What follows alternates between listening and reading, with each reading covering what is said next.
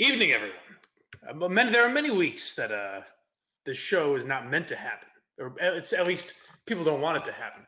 But this week, more than ever, coming from a live, undisclosed location, everybody knows where Lame is here. Against all odds, we made it. Chris, just you and me this week. How do you feel?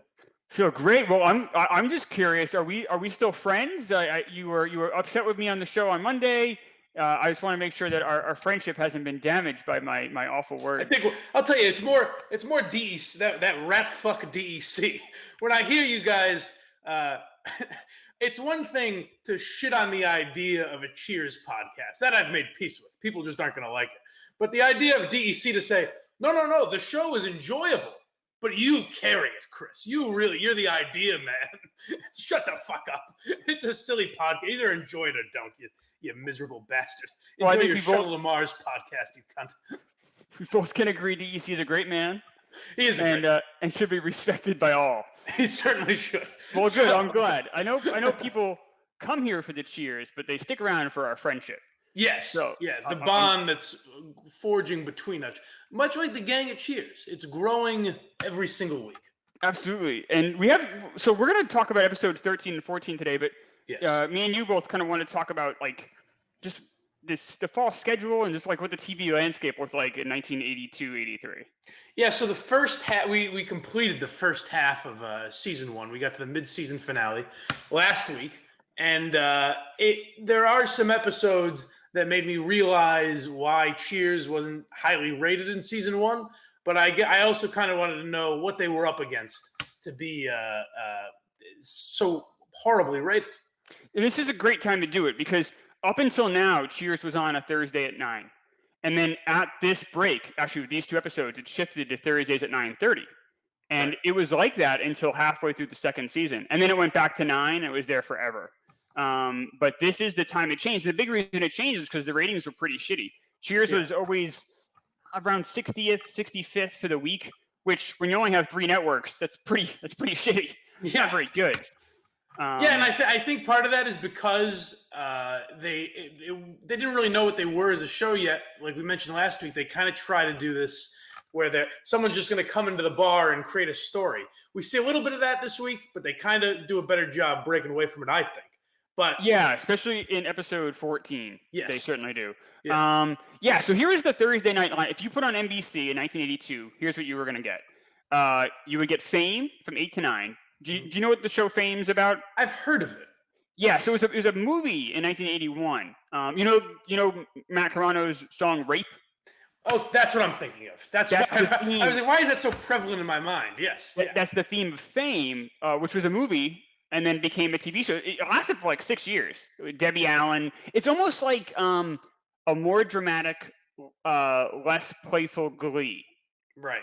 It took place like a high school, like a Juilliard kind of high school for like artistic kids. So you think about that. So, you have basically like a really serious Glee with a very ethnic cast that then goes into Cheers. And you can see why Cheers had a horrible lead-in. Like, no one watching Fame is going to watch Cheers. Not the same audience at all, which is why NBC was eventually very smart to make Thursday night a comedy lineup because it just makes sense rather than having to go from drama to a totally different audience. Exactly. So then at 9 o'clock you had Cheers. 9:30 you had Taxi. Now, me and you both loved Taxi. It was a phenomenal show in the late 70s, early 80s. The problem is this is the last season of Taxi. Taxi used to be on ABC. Right. And then for the very last season, NBC grabbed it because they were so desperate for NBC at this point in time was very, very dismal network. Yeah. And they grabbed Taxi and threw it on at 9:30. And it did terrible. It did actually worse than Cheers. And even by the cast's acknowledgement, I've heard Tony Danza do an interview where he said, like, we were all elated. Like, we wanted to do another season, and we were bummed out it got canceled. And we were all elated when it got picked back up. And then kind of into that season, we realized, well, all right, now it's done. Yeah. When Andy Kaufman got the call that ABC had canceled it, I guess he threw a party like that night. Like, he was so happy. Or when NBC canceled it, he was so happy that he didn't have to do it anymore. Which not to get on a rant, but I don't understand why Andy Kaufman if he was as miserable as all these like documentaries and shit say, just stop doing it, Andy Kaufman. Jesus Christ. It's tough. You're contracted. It was a 5-year run. your agent. There's a lot of stuff that goes on. It's hard to quit a show. It's not impossible, but it's just hard. Right. And then at 10 o'clock you had Hill Street Blues, which it was popular. It was and it wasn't. It was it was, I think, I still believe it has to this day the most Emmy nominations and Emmy wins of any show ever. It certainly was at its time. It was known in the 80s as the best. It's like the Sopranos of the 80s. Okay. It was critically loved. It did okay with audiences. At this time, it actually wasn't doing that great, but it had won a lot of Emmys, and it made NBC start to become this network that had some critically acclaimed shows. Yeah. If you watch Hill Street Blues now, it does not hold up. It's very slow. It's like NYPD Blue on like on sleeping medication. Oh, really? It's very slow. It's very plotting. But at its time, it was very new. No one had seen a show where one episode would lead to the next. Like, you know what I mean? It wasn't. Yeah. It was serialized, which people weren't used to, and it was one of the very first dramas to ever be serialized. It used to be like Columbo, where every episode was a new mystery. Basically. Exactly. Yeah. And you had to watch every episode. And this is before TiVo and before, a lot of people even had VCRs. So it was really hard to watch every episode. So, and that's a big reason why it never had huge numbers as far as ratings. But it always won Emmys, and NBC kept it around. So that was your Thursday night lineup. Now, what Cheers was going against was on CBS was a show called Simon and Simon. Simon and Simon was about two brothers, Gerald McRaney and Parker Stevenson. One was like a cowboy kind of guy, and the other guy was like more like a city kind of guy, and they were detectives, and they ran a detective agency together. Okay. And every episode they went and fought like kind of like Columbo, like they had a new, case to go solve. Right. Okay. It never took itself too seriously, but it was still kind of goofy and weird. A couple of years ago, Paul Rudd and Adam Scott did a shot-by-shot recreation of the credits, which are ridiculous. Okay. So if you're ever bored, go watch that. It's actually pretty funny. And the theme song is pretty good. It was a typical show, but it did pretty well in the ratings, and it kicked Cheers' ass pretty regularly. And then at ABC, you had a show called Too Close for Comfort. Okay. Kirk references this show quite a bit. And if you grew up in the 80s, it's a very odd show. It had Ted Knight from Mary Tyler Moore and Caddyshack. Right.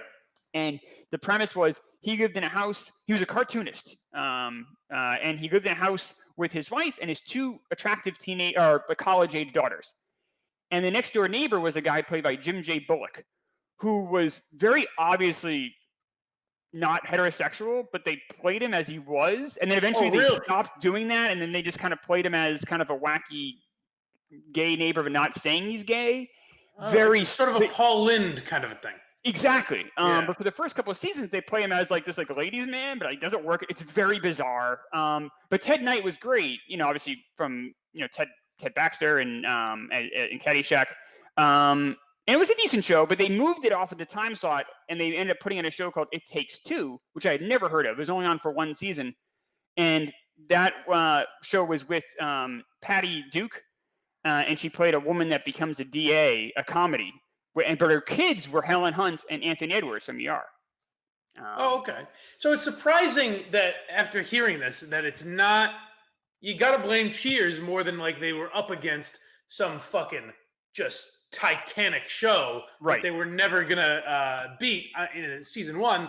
It's kind of just that I think Cheers was a little slow. I always wondered why. And the reason I was curious to do this is because I wondered why it was such a bad start. And after watching the first half of season one, I kind of think it's on them. I blame the Burroughs brothers. I don't. I blame the NBC. Charles brothers, rather.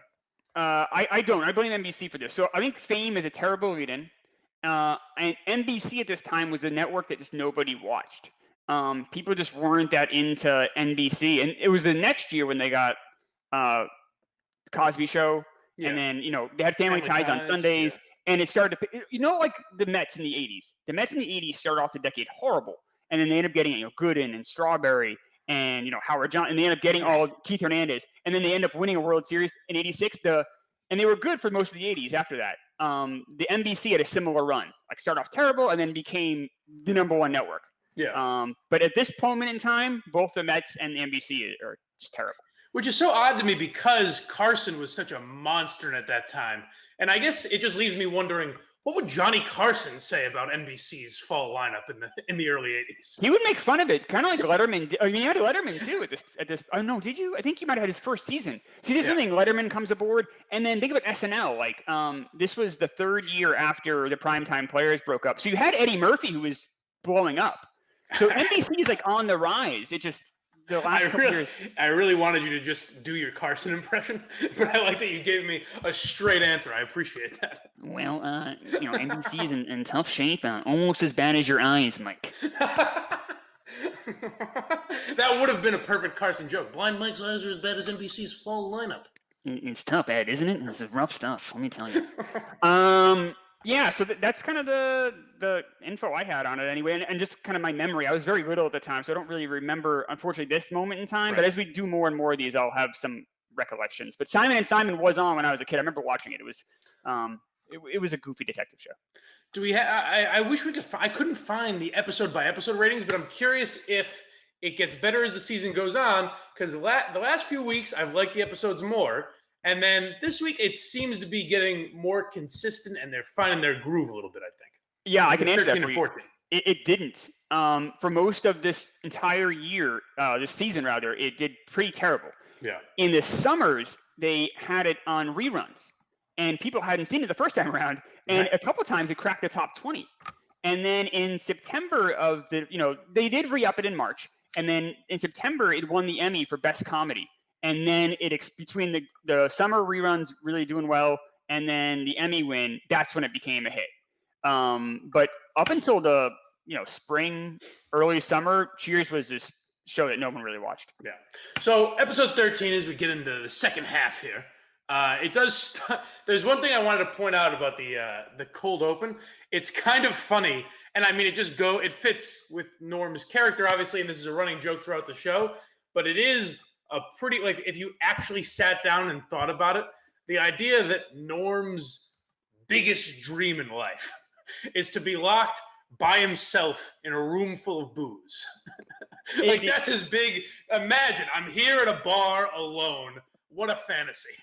He was so happy when he realized they had left. I don't think the Norm character is ever as happy as he is in that moment in the entire series. No, and that cold open kind of encapsulates why I like Cheers so much, because when you break it down, there's a lot of sadness to these characters, even though it's a silly comedy. Like, if you break down what each character is, their stories are a lot more depressing than sitcoms you would get in, say, with like Friends or How I Met Your Mother or that type of show, where they're not these successful big city people, No, they're not. I mean, Norm, has spent most of this season being unemployed. Yeah. Yeah, and Carla has often talked about how she struggles making rent, and that struggle with making some decent money, and has the 4 kids and everything. So no, this definitely feels pretty real. No one really flaunts their wealth, or seems to have much of it. So as we get into the story, basically this is a female sports agent comes into the bar. She gets athletes, or was it specifically ex-athletes or just athletes in general? It seems athletes in general, because originally that one hockey player, I think, is an active. Oh, still playing. That's right. Yeah. So she gets athletes, commercial deals and stuff, endorsements, stuff like that. And she comes in the bar and is a little taken with old Sammy. What I didn't like about this storyline, and I guess you could call it one of the plot holes I point out, but it's just something that didn't work for me. I don't get why this lady and Diane are automatically enemies. There's no real reason for that sort of tension. It doesn't make a lot of sense to me. No, I agree. I think this whole character of the sports agent just doesn't work for me. Like, eventually they try to tie it in. The reason she's so kind of nasty is because she's like middle-aged and angry. She's middle-aged. There's really not a lot of. It almost seems like she's just there to kind of move the plot along. With Sam and Diane. Yeah. And she's just like this piece, and also to get him into a commercial. I think I feel like they wanted to have Sam do a commercial. How do we get there? And then they had this convoluted way to do it. Yeah, and it was also, I think, a way to shoehorn in. You get to see Louis Tiant, who I guess just retired from the Angels at this time. So maybe that's right. A big return into Boston culture, I guess. And just a terrific actor, it seems. Boy, the charisma on Louis Tiant. But It was so bizarre because he's supposed to be screwing up the commercial, like that's the gag. But at first you don't know that, and you're like, am I just not understanding him? What's happening? But even at that, he's kind of bad. There's no life to him. No, I mean, you can see why he really hasn't done any commercials. I mean, you see him on Neston smoking a cigar and smiling and stuff, but he doesn't do a lot of ads, and I guess this is why. But yeah, it is. I think it was sort of a way to squeeze in like, hey, remember, we're a Boston show. Boston loves their sports, that type of shit. Seemed a little, the whole storyline of the agent being there seemed a little forced to me. And the idea that Sam would be kind of depressed or wouldn't know how to get out of this relationship, that doesn't quite work to me, just because Sam's such a dog. He's used to getting rid of the ladies left and right. No, I agree. I didn't believe that Sam didn't want to keep having sex with this woman and keep doing these commercials. It doesn't. Why wouldn't he? Doesn't want to go to Hawaii. Like, none of this makes any sense. Sam loves attention, and sex. Right. Those are pretty much the two things we know about Sam at this point. And like, I know they have him not do it to try to show that he's like a changing character and he's becoming more, more sympathetic and more kind, and more moral. But that's not who he really is the rest of the series. It just doesn't really work. No, but I do like, this is the first time we see Diane kind of get her comeuppance. As we said, the storyline itself doesn't quite work, but I kind of like that the lady put her in her place at the end when it's like, hey, I'm the lady who likes to have sex. Quit fucking sticking your nose up at me, Diane. I don't know. I'll get more into Diane in the second episode, but I don't know what gives her the right to fucking judge everyone out loud all the time. She did it in the episode before this one too, with the millionaire. Remember, he pretends to be the spy, and she's all up in his business too. Like the first one to just ruin the fun. Let's not forget you're working at this bar, sweetheart. You can harass Carla and Sam all you want, but these are your customers, for Christ's sake. Yeah, it's very strange behavior. Like, yeah, it's like, exactly. You can act better than around the people you work with, but you can't treat customers like that. They're typical. It's nuts. It's madness. Diane has no decorum around these fucking customers. Terrible waitress. I didn't buy Coach yelling at Sam either.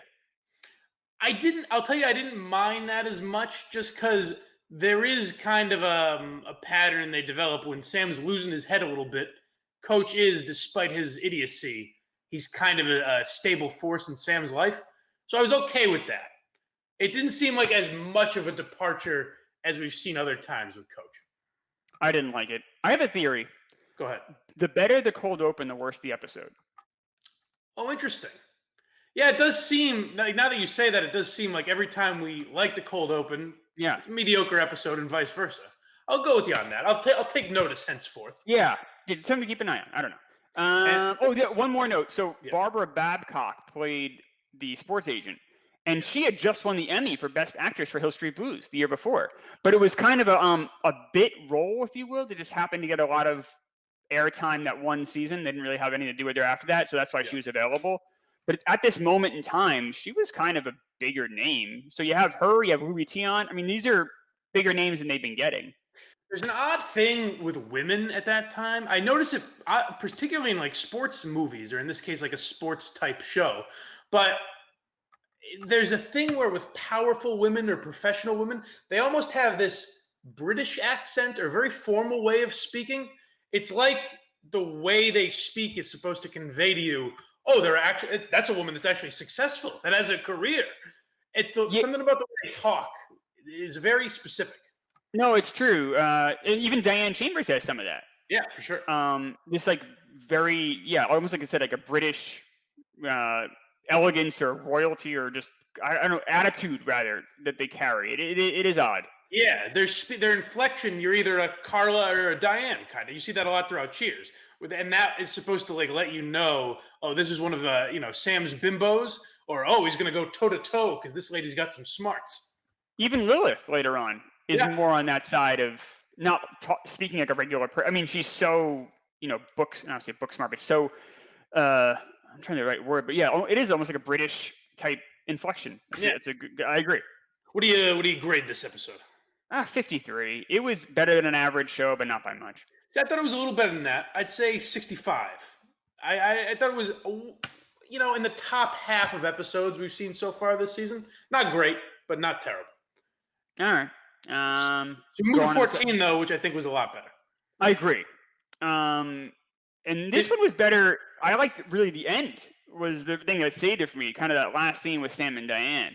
The rest of the episode is okay, but that ending scene was the best. Well, did you like the cold open for this one? If you liked the rest of the episode, remind me of the cold open. I believe it was Diane. Diane has some news, and then. Oh yes, yeah, I did. It was okay. It was very I mean, I did. It was okay. It was memorable. Which goes to our theory. Right, and then, so throughout the episode, I think they do a better job. This is what I'm talking about when I say, particularly episodes with that just focus on Coach or Carla. They focus too much on that storyline, and there's no real B plot.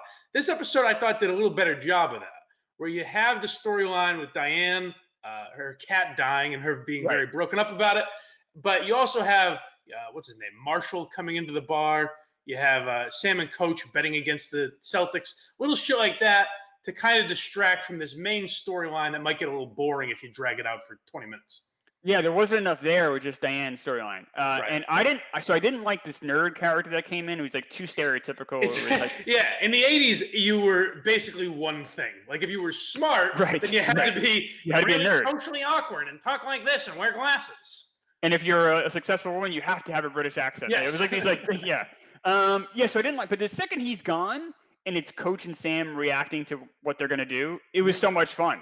I thought they did a good job with that, betting against the Celtics, and they do kind of.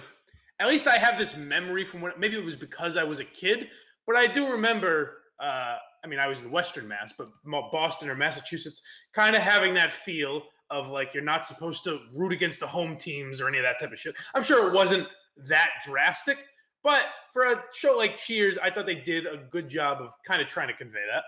I agree, and it was the Celtics who were the best team in town at the time. I mean, they coming off titles, so it made sense to have it be them and to have people be excited. And the fact that they did bet against them, and that would probably pay out pretty well.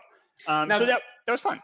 Now the Diane storyline annoyed the shit out of me until the end. You're right about that. The whole time I'm just like, Diane, shut the fuck up about this cat. There's no reason these people should be sympathetic about your stupid fucking cat.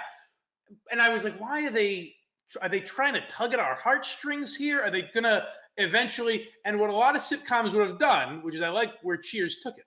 What your normal sitcom would have done is when she gives that speech of, I've changed for you guys. Why haven't you changed for me? Eventually they would have had everyone realize and say, hey, gang, we need to keep Diane around. She's really the heart and soul of this bar. And they'd rally around and they'd do some big surprise party for Diane or something.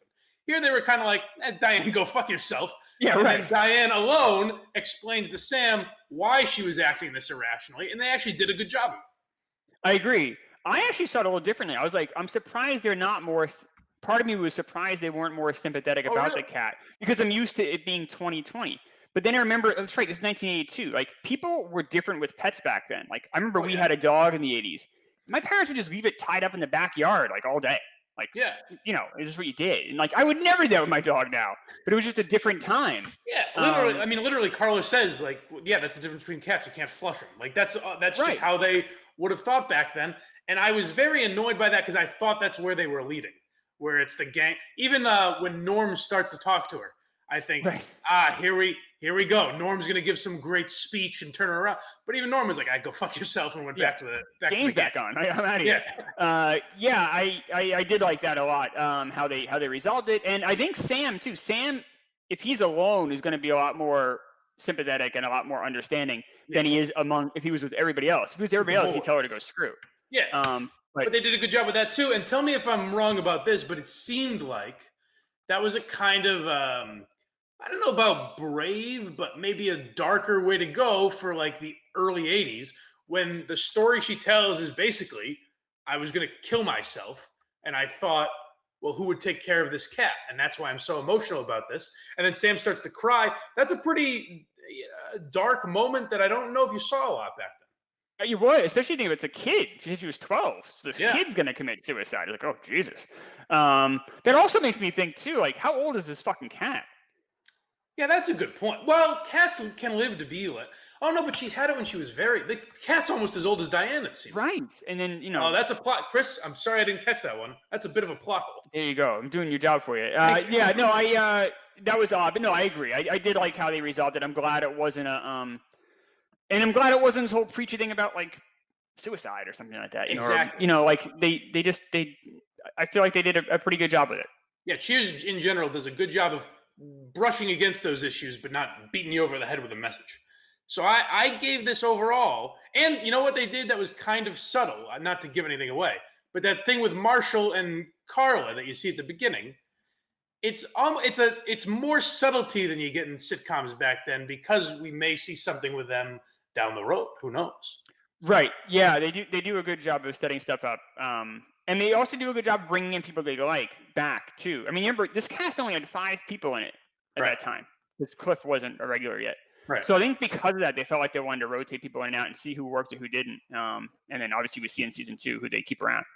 So I think this is one of the better episodes of the season. I thought, like you said, I think the ending really saved. That's probably, if it went a different way, I don't think I'd be saying that. But I give it a 75. All right, I give it a 71. So we both see pretty eye to eye on that one then. All right. I think it's a pretty solid. That was a solid episode. We'll see. We're getting closer to the end of season 1 here. I think they will start to pick up. Hopefully, a bit more next week. I've enjoyed having the guests, but it's always nice to be back, just you and me, just the boys talking Cheers for a week. It was great. It was nice talking about 1982, 83 television.